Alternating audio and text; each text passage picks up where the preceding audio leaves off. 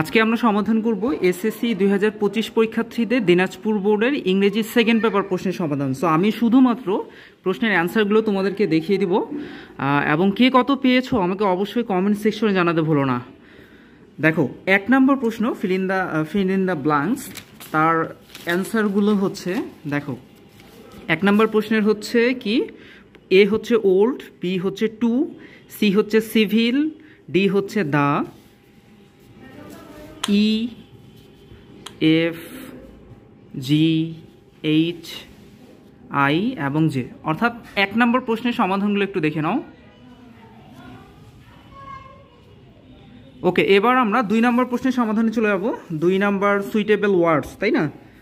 দেখো 2 নম্বর প্রশ্নের অ্যান্সারগুলো হচ্ছে এগুলো হবে অপোজিট, ওয়াফ, of, completely, into, form, covered, apply, in, plant, extends. শুধুমাত্র অ্যান্সারগুলো মিলিয়ে নাও, আমাকে কিন্তু অবশ্যই জানাবে যে তোমার 1 নাম্বার 2 নাম্বার কতগুলো অ্যান্সার রাইট হয়েছে।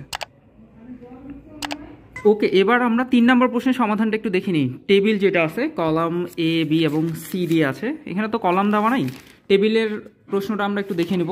সো অ্যান্সার শুধুমাত্র মিলিয়ে নাও। এটা হচ্ছে 3 নম্বর প্রশ্ন।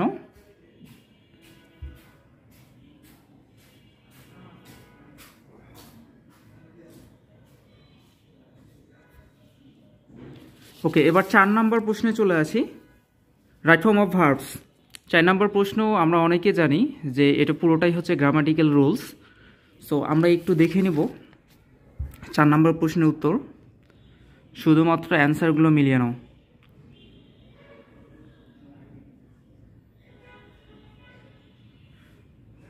চার নম্বর প্রশ্ন। ওকে, এবার আমরা 5 নম্বর প্রশ্নে চলে আসি।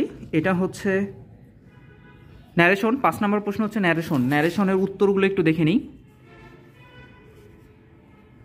আমরা আগে বলছি আমরা সবগুলো প্রশ্নের সমাধান সবার আগে দিব।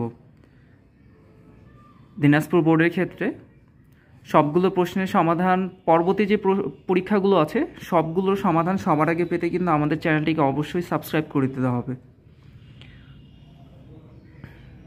এটা ছিল আমাদের 5 নম্বর ন্যারেশনের। ওকে, এবার হচ্ছে 6 নম্বর প্রশ্ন।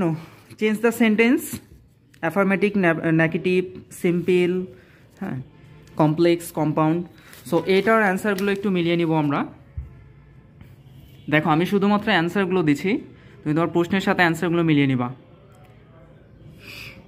সবগুলোর অ্যান্সারই দেওয়া আছে।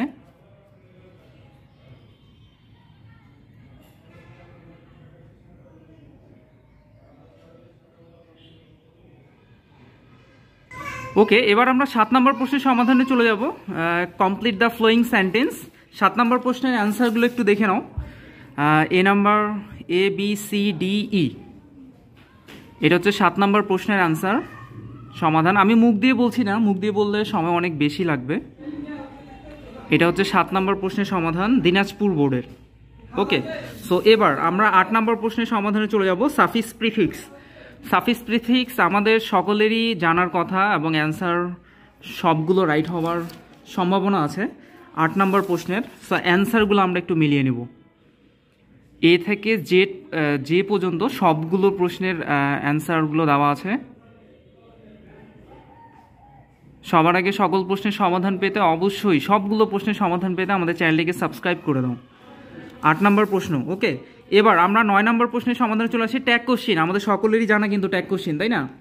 ট্যাগ কোশ্চিনের অ্যান্সার আমার মনে হয় সকলেরই 5-এ 5ই পাওয়া যাবে, তাই না?